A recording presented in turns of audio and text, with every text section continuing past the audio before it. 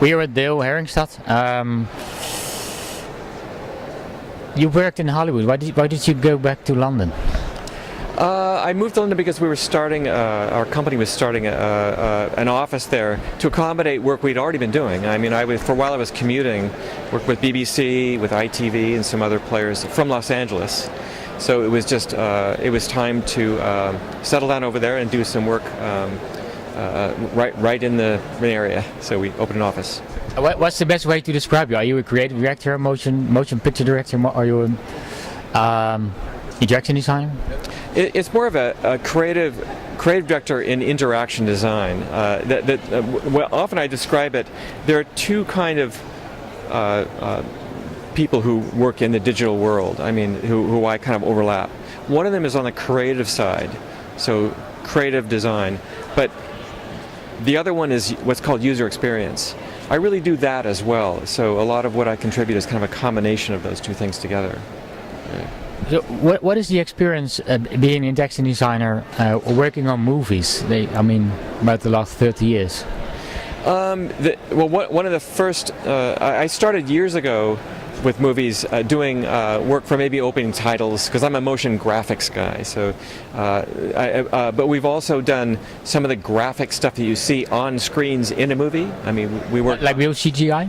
Real CGI, but it's simulating stuff. I mean, an example would be Day After Tomorrow, the movie Day After Tomorrow, where when the camera zooms in and you can see somebody doing something with starring Tom Cruise, like Minority Report. Like that. That was another example where, in that particular case, I didn't design what you actually saw on the screen. I was a part of a number of people who worked on the project around different parts of the United States, and that was in 1999, several years before the film came out, doing conceptual work. So it was drawing work, thinking about interface, thinking about all kinds of things, about what does digital mean. You know, we saw digital as, we saw screens as wallpaper in the future. 60 years from now, we won't think of them as a piece of furniture, like a little rectangle. It's just wallpaper that goes, your whole wall in your living room would be, it could just turn off and become something else, or, you know. So Is it true movies like Minority Report has shown us the interface of the future? I mean, interfaces we're using right now are like those movies, or? That's right. I think, I mean, I feel really fortunate. I didn't have a major role, but I had a role on that film.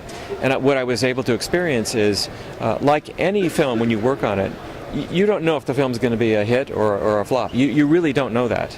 So the fact that movie, because it was so well made and it presented some ideas, particularly the gesture and things like that, that really resonated. I mean, they really resonated. And I believe that they, in fact, moved the idea that we see on Connect. They moved that forward a number of years to put that and plant that in the audience.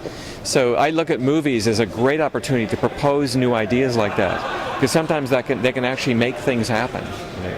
What is, based upon your experience, what is the future interface? I mean, we have Kinect, I don't know, we have the iPad, we have multi-touch, we have, I don't know, a lot of layering, etc. What is the future of interfacing? The future of interface, the ones you're mentioning are the kind of truly overt ones. Even gesture, where I say, I want this, so I move my hand, I do this, and I get that. There are lots of new inputs which are coming maybe from your brain, from cameras that are looking and seeing our body language.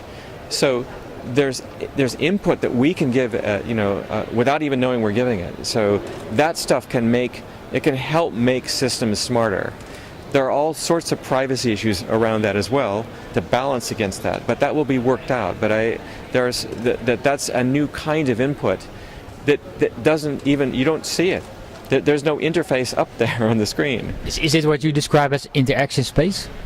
The interaction space is something that I'm thinking about, which is screens which start to create a media experience, and interfaces, things like that, and the content has been either inside or on that screen. But now I'm looking at moving that content, moving part of the experience out in the space, so you can actually virtually kind of touch it and move it around. So. Will the future really be about 3D or just new interfaces, or is it about multi-screening? I think it's going to be all of that. I mean, I see multi-screen currently as it's in our hands now. It's a technology that's here now. what I'm getting at is some of this sort of AR type things that graphics and things you see in the future in this space.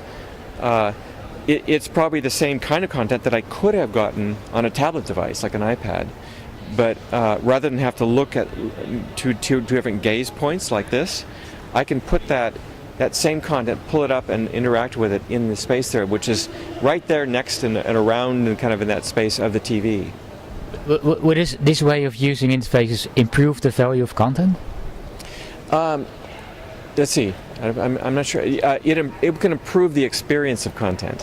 When the usability improves of interfaces, will it improve the value of content as we know it? It could. Yes, it could. The reason I say that is that the kind of experience that I'm describing, just like when you sit now in front of a TV with an iPad, sometimes that's related to the TV, that increases the value of the show that you're showing right now, adding in other information.